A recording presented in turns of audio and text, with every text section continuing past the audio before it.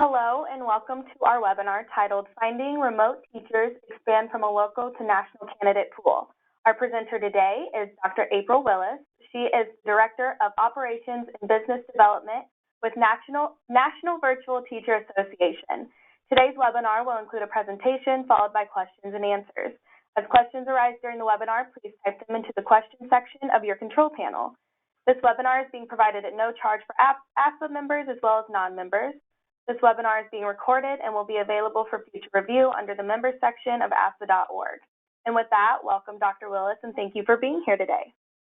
Thank you so much for having me. Hi, everyone. I'm really excited to be here with you guys today. We're going to be talking about something that's really important, and that is being able to find teachers that are going to be able to provide the high quality instruction that all of our students deserve. Before we jump into the presentation, I want to tell you just a little bit about me and why you might be interested in some of the things I have to say.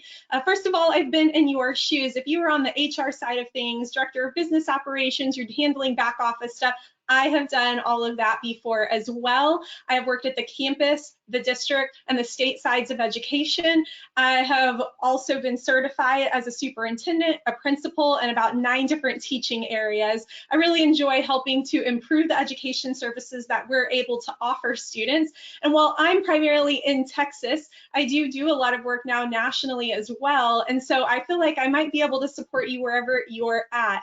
I also want this to be a really exciting, kind of an interactive presentation. I do not want this to be a sit and get, which you might be able to tune me out and do some other work at the same time. So there are going to be some opportunities for you to just drop some things in the chat, kind of keep the conversation going. I'm really excited to know where you guys are from, what you do, why you are interested in attending this presentation to begin with. So please feel free to just start getting that chat going now. And Tori's just going to pop in every now and then and let us know if something new is in the chat that we might want to share with the whole group.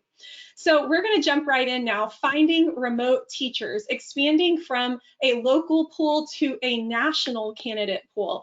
We know that this is really important right now because of COVID. I know we're kind of tired of talking about it, but the reality is that COVID has put our schools in an unprecedented situation in which we were not only relying on families and parents to do a lot of homeschooling, but we also realized a whole new kind of world has been open to educators in which you are no longer bound by the parameters of your geographic boundaries. So let's talk a little bit about that.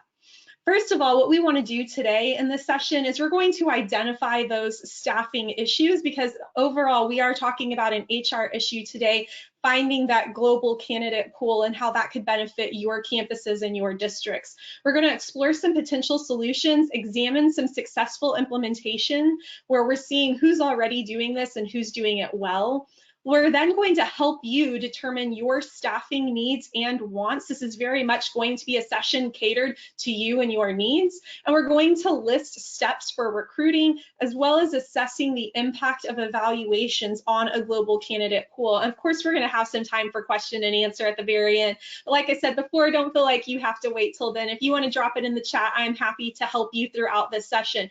I also want you to know at no point am I pitching you anything. I'm not trying to sell you anything. I am trying to be a resource for you. I want to talk about some of the new opportunities that are now available to schools' HR departments. And so that's what we're going to explore today. And then however you want to take that and use it after this session, I encourage you to run with it. And then if you have questions around implementation or processes in the meantime, please feel free to reach out to me. All right, so when we jump right in and we start talking about the root causes of staffing issues, they essentially fall into 3 different buckets. The first one being location.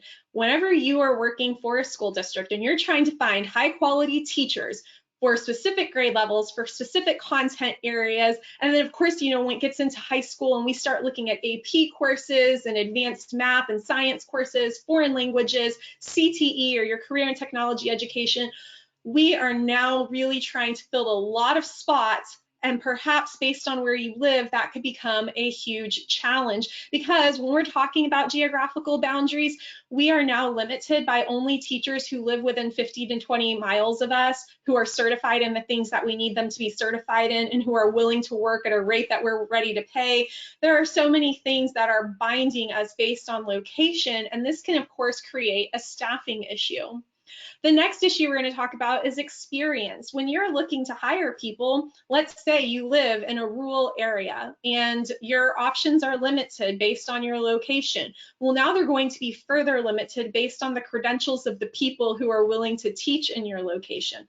So for example, they might not have the level of certification that you need. They might not have gone to high enough in their education career that you need them to. They might not have the experience you want. So we tend to see location and experience become more of an obstacle for our schools in rural areas, because again, there's just such a limited population.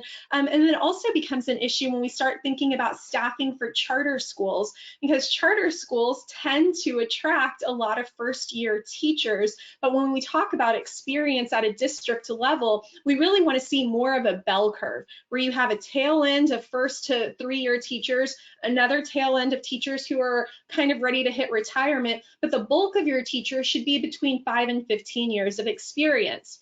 Well, if you're living in a rural area, you probably don't have the luxury of hand selecting the experience levels that you're looking for. And if you work at a charter school, oftentimes the rate of pay tends to lend itself more towards recruiting a lot of first-year teachers. Which then brings us to number 3, cost. When we talk about competitive wages and benefits, this tends to be more of an obstacle for our urban districts, because now oftentimes they're going to have several districts all within one certain geographic area. And so teachers kind of get to pick and choose, and they have the upper hand. So it puts HR departments in a weird position, because if you are limited to a pay scale, especially if it's one of those latter ones, then you really don't have a lot of options in being able to provide flexibility in what you're offering in those original offers when you ask teachers to come join your district. So we start to see that based on these top 3 staffing issues, you could find that your staffing issue is location, experience, or cost. I'm really interested in hearing, for the people that we have on today, please drop in the chat what your number 1 staffing issue root cause is. Is it location, experience, or costs? So we're interested to see where you guys land on here. While you're dropping that in the chat, we're going to talk about some potential solutions. So this is where I get really excited. We're talking about hiring virtual teachers. This is where COVID has now opened up a whole new world of opportunities for educators, because now that we know students are oftentimes learning from home, even if they're starting to transition back into the classroom, some students are opting for a hybrid kind of model where they're doing certain lessons at home and then perhaps like band or athletics back in person again, because their families are trying to reduce the amount of time that they're spending around other students, which is absolutely okay, and we should be doing what's in the best interest of each student at any given time. So being able to explore the idea of virtual education now makes more sense than ever. Furthermore, we've got families who have now determined, hey, if online option is really okay for my P12 student when it never used to be an option for us, I think this might be a good fit. So we're talking about students who might have behavior issues, who might have special needs, who might be immunocompromised, and any time going into the school, COVID or not, might be putting them at risk. We have people who feel like they are geographically bound to maybe not go to a school because it takes them 45 minutes to an hour just to drive into their local school. So there are lots of reasons why students may continue to choose to stay at home, even when schools might go back to normal. So there is a lot of research right now saying that it looks like virtual learning is here to stay. Even if vaccines are fully deployed, even if schools go back to trying to operate as business as usual, what we're seeing is that there is still going to be a portion of families who opt to not go back to those physical locations. What we want to address is that this does not necessarily mean that you have to, as a school district, lose any money from this, because we all know that the primary way that districts are getting paid is by having children in their classrooms. You get paid for your pupils, of course, weighted differences based on the pupils that you're serving.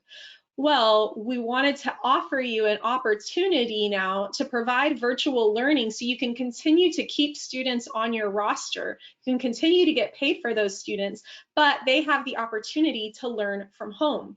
They have the opportunity even to perhaps all learn in the same building together if that's the way they want to go, and you can still hire a virtual teacher to help keep your costs down. So there are a few different platforms that we're going to be able to explore to see how do you best serve students in a virtual environment. And when we start talking about serving students virtually, whether you are serving them at their home or even serving them virtually, but they are still physically coming to school, which we'll talk about in a moment, we are now able to kind of conquer some of those obstacles related to location, experience, and cost. So let's talk a little bit more about what that might look like. When we start talking about this new approach of we're going to hire a virtual instructor who's going to teach our students who are on our roster at their homes, how could this possibly be something that we feel confident in, that we feel like is a good use of our money, that we feel like we're still connecting to our students who choose to stay at home? And then at the same time, what do you mean when you say we can have a virtual teacher even when all of the students are in the same physical building? That tends to be a newer concept. We can wrap our minds around the one where students are learning at home and you have a teacher kind of zoomed into them. But what happens when the students are at school, but your teacher is located elsewhere? Well, what we know is, one, research has shown us that this is highly successful as a higher education model. Online education, virtual education has been going on for decades in the higher education area. What we also know is if you want to go back as far as correspondence education, that's been happening literally for hundreds of years. So the idea that both teacher and student need to be in the same room at the same time honestly is a little archaic at this point, because we've learned that research has shown us there are so many other ways to do it to meet the needs of all of our learners.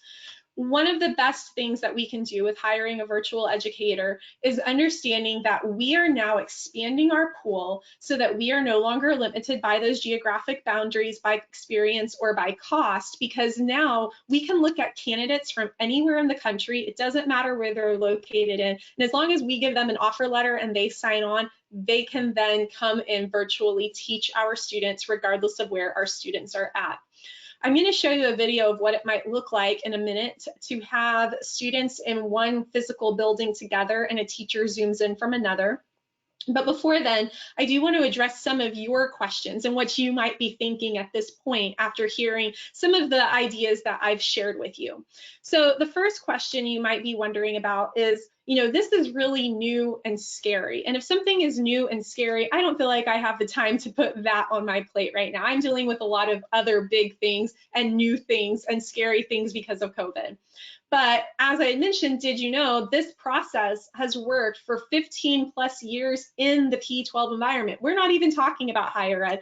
We're not talking about correspondence education. We're actually talking about companies that have perfected virtual delivery for the past 15 years, specifically for P-12. That's right, we've got first graders who know how to be in one room while you have a teacher in another. It works, it's successful, and that's a model that we should be looking at to help us inform what the future of education looks like.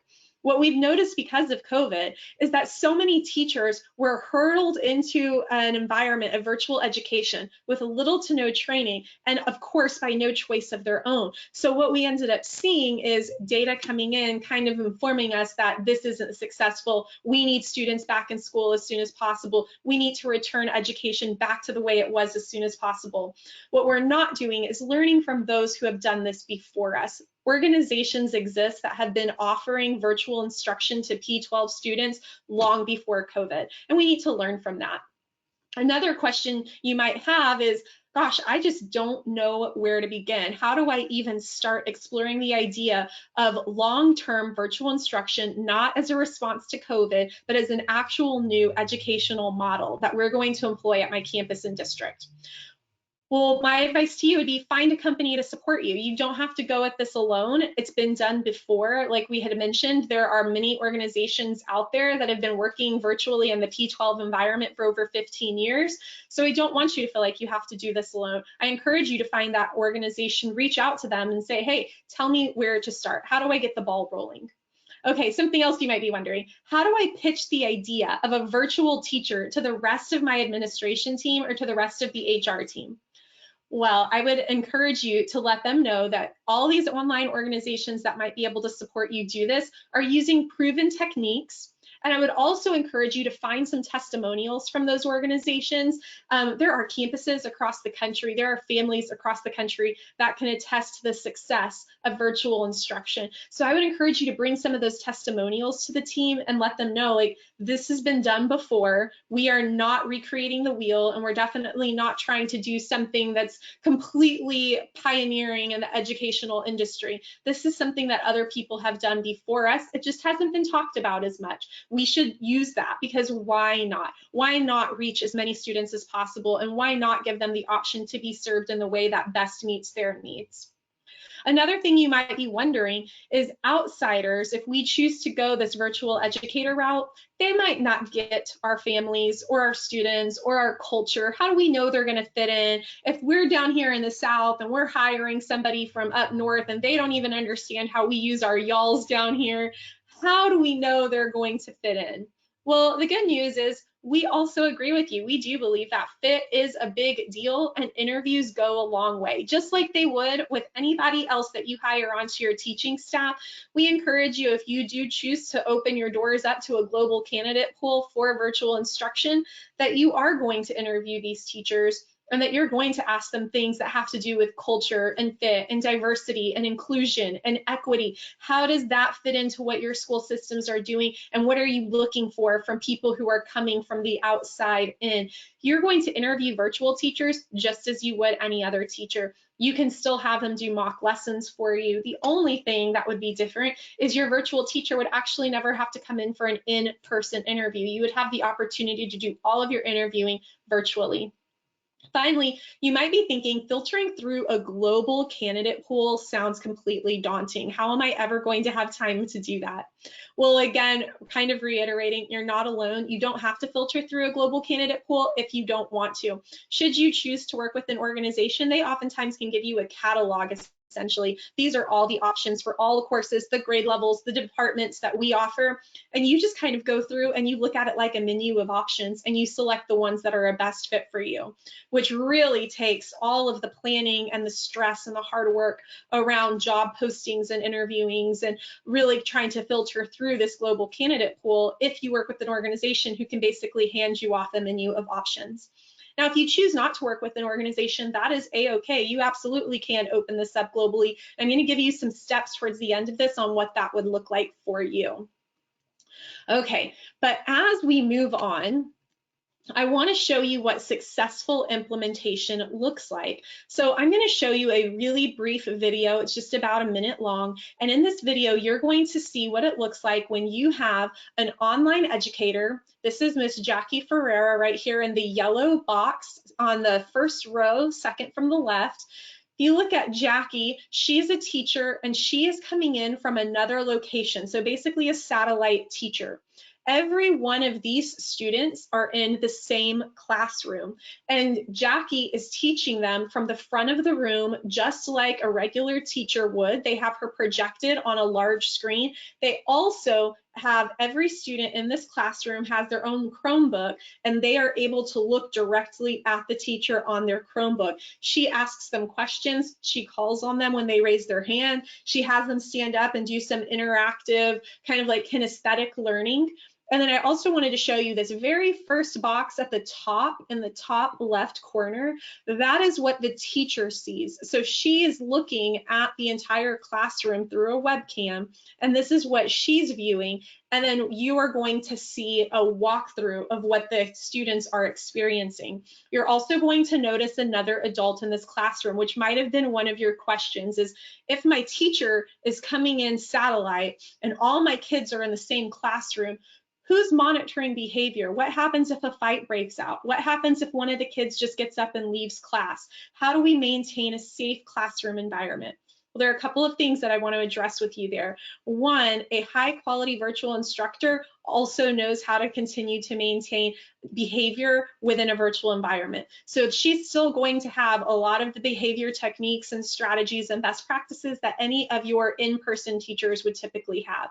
However, you will also see an aide walking around the classroom. And that aide is the person who is going to help enforce those behavior management strategies. The aide is the one who, if there was a fight, could separate them. If a student does raise their hand to go to the restroom, she can release them.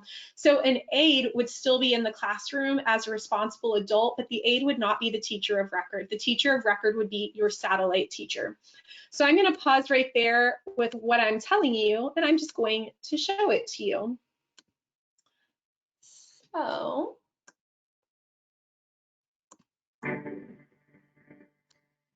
me and Carl.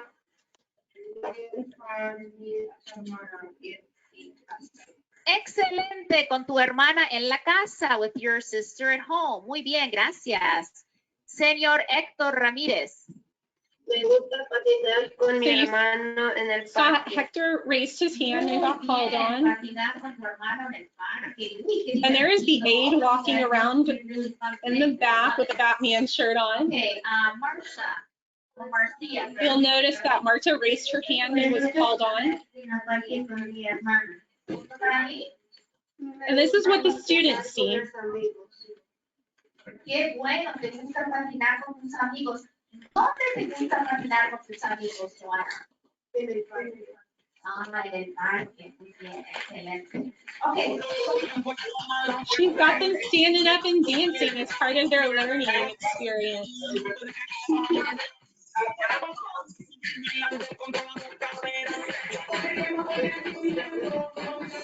And that is how she's projected to the whole class. Sometimes they don't need to look at their Chromebooks. They can look at the board.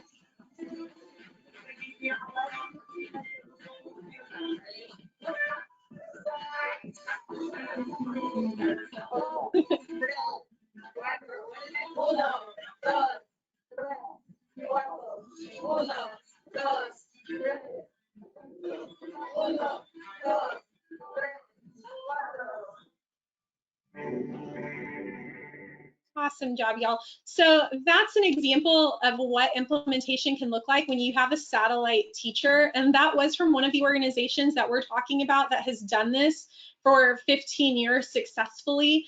This is an organization that really has honed in on all of the qualities that we would want to see in a virtual instructor and being able to implement that process pretty seamlessly for the students. A few things I wanted to point out to you is, one, you'll notice that every one of these students were wearing headphones and they're completely locked into their Chromebooks. These students, you might make an argument, are more engaged than students who have the freedom and flexibility in an in-person classroom to be completely distracted by stimulus from their environment around them. These students are completely locked in and distractions are minimized because of that. So this is a really great example of what you could expect if you had a virtual instructor who was panned in to students who are all in the same room. But it gets even better. It doesn't have to stop there. Now, let's say that you have multiple campuses in your district that you want to offer a new foreign language class to, or an additional section because it's been so popular, you actually ran out of seats to continue offering this middle school or high school foreign language course. Well, instead of having to turn students down, or instead of saying we just don't have the space, or we don't have the funds to hire one more teacher, you could actually hire one teacher who could offer the same course at the same time to multiple classrooms and different campuses across your district. Think about how much money that would save. Instead of having one teacher at each campus, or even one teacher who travels from campus to campus, minimizing actual instruction time because of commuting, you could have one teacher who is dedicated to teaching that language course all day long, or a combination of perhaps they teach this language, this elective, this core subject, but they would be able to serve your students at different campuses at the same time. That's really going to help open up a few of those budget restraints that you guys might have been working on. It's also going to help you serve those students, again, who choose to not come to school in person anymore. So not only would you have your teacher coming in to teach classes virtually, multiple campuses, but you could also have same login in information for your students who are still learning at home so you can continue to keep them on your school's roster. Pretty phenomenal work here. So let's talk about, if you choose to do this, what does it look like to determine your staffing needs and wants? So you're like, yes, I think this speaks to us. We want to start offering more AP courses or CTE courses for foreign languages, or we just need more English teachers. We just need more history teachers, whatever that looks like. You would start to determine the subject level that you think this might be a good fit for. Then think about the grade level, the experience that you're looking for, and of course, this is a wish list. You're essentially building the profile of an ideal teacher, somebody that you're like, man, if I could get this person in my district or at my campus, everything would just feel so much better. They would have these certificates or degrees. We would know they're a culture fit because they do these things or they've exemplified certain behaviors. I believe if we were able to do this, we could impact this number of students or this many campuses. We also want to talk about what device are we requiring in order to pursue a virtual instruction method. What devices do we need for students? What devices do we need in the school? Like when that classroom had a camera that was able to show the teacher everything that was happening in the classroom. And then what do we also require out of a facilitator? So that assistant who is walking around the classroom, that's a person that you could pay hourly. That could be an aide. That could be somebody who typically would have had an off period, but they're looking to make some extra money because they're probably an hourly employee. You could put them in this class. And what would we require of that person? How much would we be willing to pay them? Would we be able to pull people who already exist, or would we need to hire somebody additionally for that? I'm interested in, what are your top 3 needs and wants? You don't have to write them out. You could just put, for example, like A, D, and G. But drop in the chat the top 3 things that you would love to have if you prioritize building your ideal virtual teacher. And Tori, if you start seeing some of these in the chat, please do call them out. I'm always interested in what other people value when building their ideal virtual teacher. All right, let's see what we've got in here. All right, we did get a few answers. It looks like one person said B and C. Yeah. And then we have another person that says A, C, D, and H. Awesome. Yeah, I really like that. So we are talking a little bit about facilitators in that one. B sounds like it continues to pop up as a trending one. Grade levels, because people are concerned about, am I going to be able to implement this with second graders? What does it look like to have a virtual teacher try to still build good relationships with elementary students? And when we talk about high school students, especially if you're coming from a very competitive campus where you've got students who are vying to be valedictorian, and they know that a lot of their students typically are going to wind up at Ivy League schools, for example, how do we ensure a virtual instructor is going to meet your standards for those grade levels, for those juniors and seniors who are working so hard? And that's something that it's not out of the question. You can absolutely build that into your ideal virtual teacher. Those are some things I would like for you to think of as you continue pursuing this avenue. All right, let's keep it moving. We've got develop a job description for an online teacher. So just like you would develop a job description for your traditional teachers, you should develop one for an online teacher if you're not going to use an organization to help you do this. If you use an organization, you just tell them what you want, and like I said, they'll give you a menu of options essentially. But if you're like, no, we don't want to work with somebody outside, we want to build this in-house, well, the way you would do it is you're going to develop a job description, and in your job description, you should set their expectations. Let them know how much support they can rely on from you guys. Are they still going to be expected to attend onboarding? Are they still going to have professional development opportunities in-house? Are you going to pay for any additional ones perhaps? You don't have to, because you could, when you have a virtual teacher, you do not actually pay them like you would your traditional FTE. Instead, you are paying them as a contractor. And so you save a lot of money going this virtual route, especially if you use an outside organization, because you do not have to pay benefits or payroll taxes. You're not contributing to a 403B. You're not contributing to any health insurance or external benefits. You strictly pay them an hourly rate as a contract employee. So you save a lot of money this way. And not only are you saving money because they are not paid at a traditional FTE rate, but like we had mentioned before, they have the capacity to serve more students simultaneously because they don't all have to be in the same classroom. You can have multiple classrooms full of students at different campuses, and they could all have this teacher listed as teacher of record. You end up saving a ton of money. You pay a little bit of hourly fee to a facilitator in each one of those rooms, but you're going to end up saving yourself some money. So when we talk about setting their expectations, you need to consider how many students do you have them in one classroom at the same time? What are those subjects and what grade levels are there?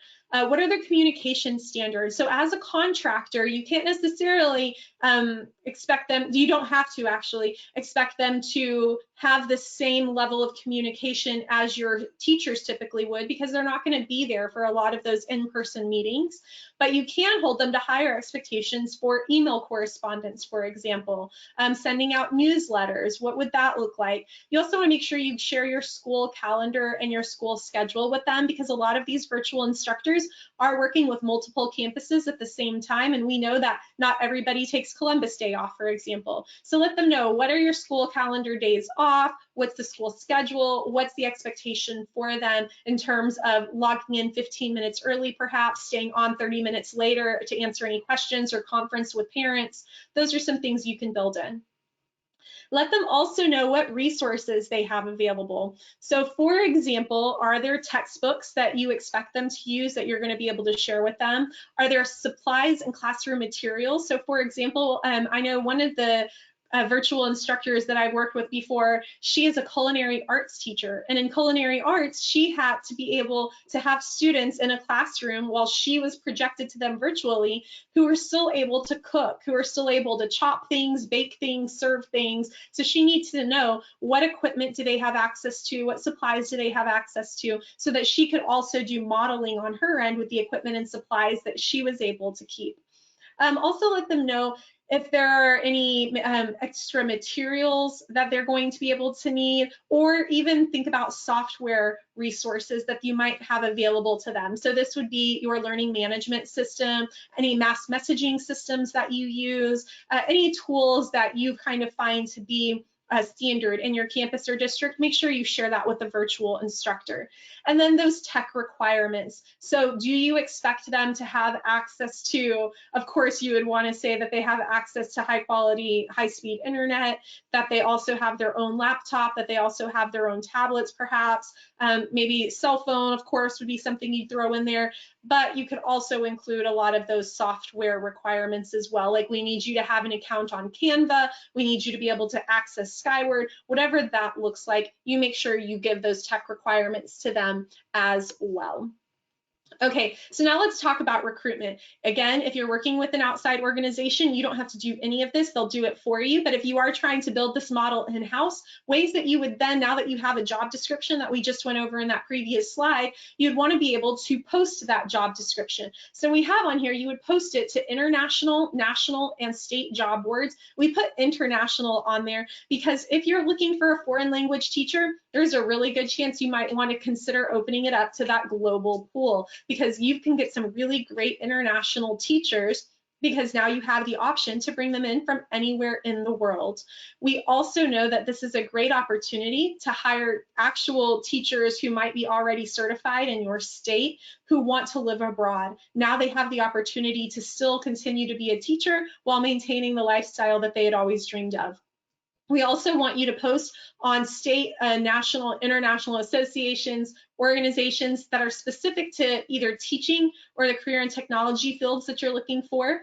We also encourage you to post your job description to colleges of education or whatever subject you're looking for. So for example, if you're looking for a high school AP physics teacher, find colleges of science that are either near you, or perhaps you're starting to look for, because again, you're no longer bound by those geographic boundaries. You could start posting for those colleges of science at Ivy League universities, and they're all going to have their own job boards. Oftentimes colleges and universities use Handshake as their job board platform.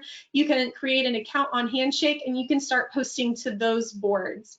You also are going to then do the virtual interviews and mock lessons, just like we had spoke about earlier, and the virtual onboarding all happens as well as part of this recruitment process. All right, finally, let's talk about evaluations. Now, let's say you've got this contract teacher who is doing virtual instruction for your campus or your district, and you just don't feel like things are working out. Now, if you've worked with an outside organization and they've placed this teacher there for you, you can actually just ask for a replacement and they can replace that teacher for you pretty seamlessly because they usually will have a bank of replacement teachers ready to go. However, if you did this in-house, again, you can post the job as a contract position, and which we would encourage you to do, because as a contractor, you are able to terminate them much easier than if they were a full-time educator, because we all know that full-time teachers are very hard to dismiss unless they did something pretty egregious that got them out of that room. So we encourage you to go the contractor route. I also encourage you to speak with your legal team before making any sort of evaluation that leads to termination decisions, whether they're contract or whether they are a full-time employee, just so that you stay safe. But we do want to make sure that you conduct evaluations with them just as you would with your traditional teachers that are in person. This means that you're aligning expectations with virtual instruction metrics. So figuring out what are some of the things you'll be looking for in a virtual classroom environment that might differ from an in-person classroom environment. Still set those pre-conference goals with them and then audit those classrooms, which means you're basically doing some walkthroughs that should probably happen once or twice a month, and then some formal observations where you actually sit in and observe the class for about 30 to 45 minutes. After you do walkthroughs or formal observations, we do encourage you to still have the post-conference debrief just as you would with any other teacher, help them set more goals. And then if they're still not up to standards, you do have the opportunity to release them because, as I just mentioned, there is more flexibility here when you're working with an outside organization that can place teachers for you than if you were to work with a full-time employee. All right, y'all, that was the whole presentation we had for you today, but now is an awesome time for you to ask me any questions that you may have. I'm happy to talk through any of these areas with you. So what do we have, Tori? Right now, we do not have any questions pulled up, but we can give them a few minutes if you'd like. Yes, please.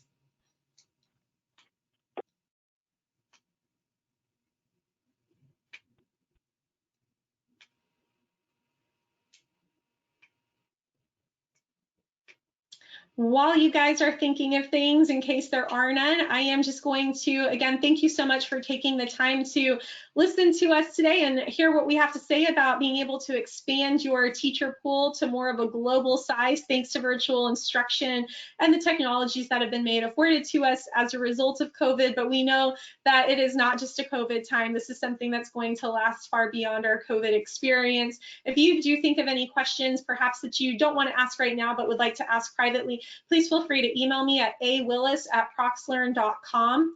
I am happy to take this conversation offline. And Tori, if there are no questions, I just want to thank you for having me, and we look forward to doing more webinars in the future. Of course, thank you for being here with us. We did get a few questions, though, if you're ready. Yeah, sure. Okay, so the first one was, most schools who use virtual teachers keep them or go back to regular in-class teaching?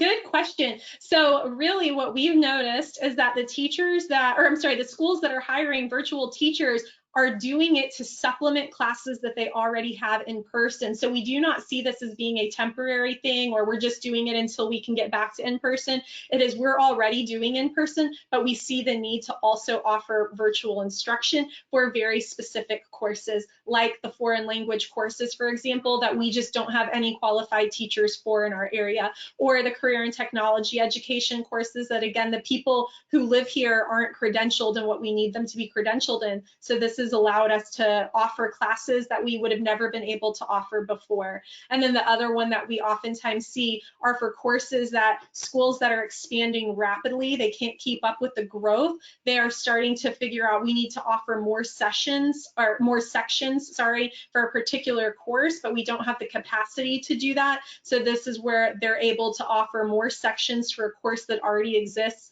but they can do it virtually. So this is really great to supplement a lot of what is already happening in the classrooms with in-person instruction. Great question. All right, and we have another one. It says, hold on one second. Are there any summer school live instruction options or mostly just, I'm so sorry, I do not know how to pronounce this word. I think it's, can I just spell it for you? Sure. A-S-Y-N. Asynchronous. Yeah. Yes, sorry. No, that's okay. Asynchronous learning, for sure. So for those that might not know, asynchronous means that students are able to log on whenever they want. They don't all have to be on at the same time. Synchronous learning is what we're doing right now. You guys all logged in to watch a webinar at the same time. I'm projecting myself virtually to wherever you are at in this world. So this right now is a synchronous model. Now, they have the opportunity to learn asynchronously when Tori posts this to the website, and people at midnight can go in and go watch the webinar. Now, by doing that, they're not able to interact with us like we can right now through the question and answer, but they will have the opportunity to still engage in learning by hearing the lecture, essentially, and then hearing the questions and answers, but that would be considered asynchronous learning. Now, talking about summer school, I am so glad somebody asked about that. Absolutely, you can do summer school with a virtual instructor, and you do not have to do it asynchronously. You can have it to where all your students have to log on at 10 a.m. and go through summer school till 2 p.m.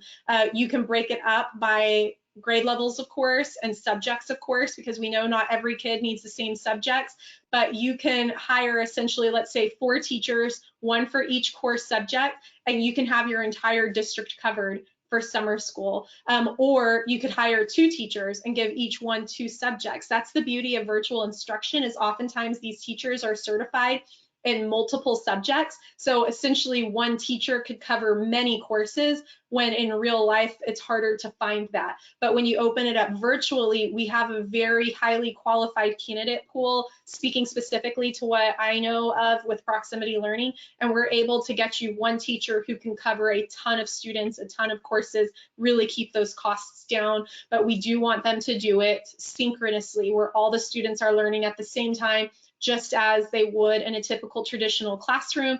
Whether you want them to do that in your classrooms physically at your school, or you want to offer it to them to learn at home, is totally up to you. Great question. All right, we got another question. It says, my teachers are already doing virtual teaching. Is there a difference between what my district is already doing and utilizing a third-party vendor?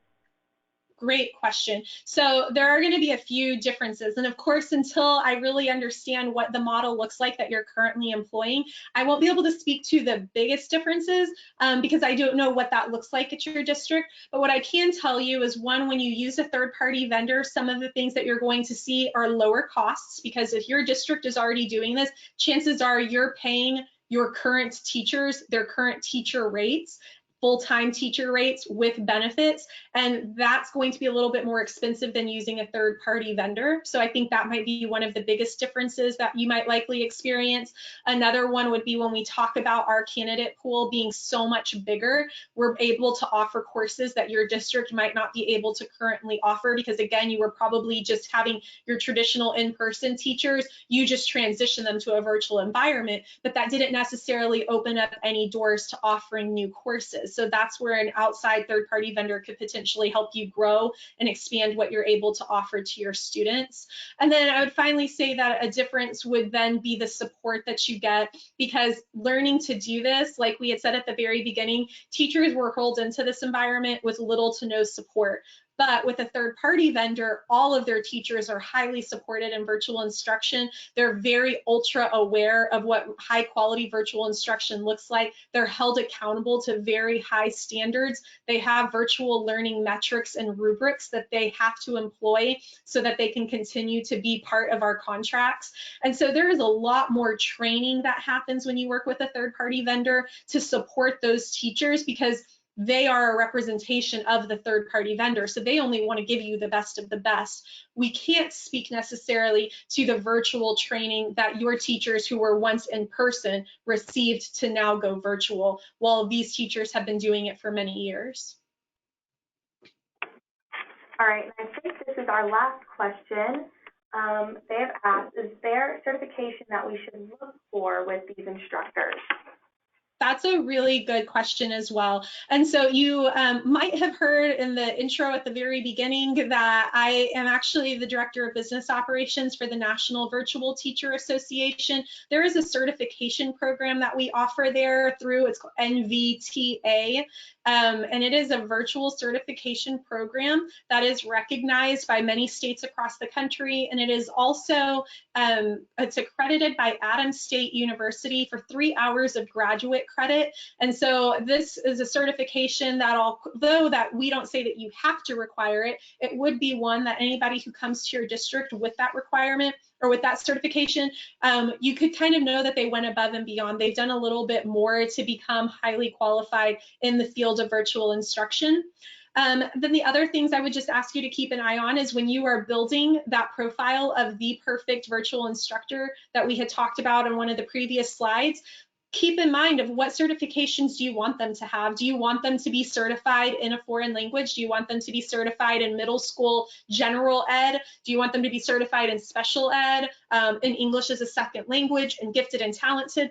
All of those certifications you can put on your perfect avatar, and you can submit that to a third-party vendor and say, I'm looking for somebody who is certified in XYZ. If they also have the National Virtual Teacher Association certification, I would love that too. So build that out. And of course, they can't promise you that they'll be able to check all your boxes, but it's really great to build that wish list and know exactly what you're hoping to get. All right, that looks like it is the end of our questions. And so I just want to thank everyone for joining us for Finding Remote Teachers, Expand from a Local to National Candidate Pool. And make sure you guys look out for an email that contains the copy of today's presentation. So that completes this webinar. Thank you, Dr. Willis, and all of our attendees. Thank you. Bye-bye.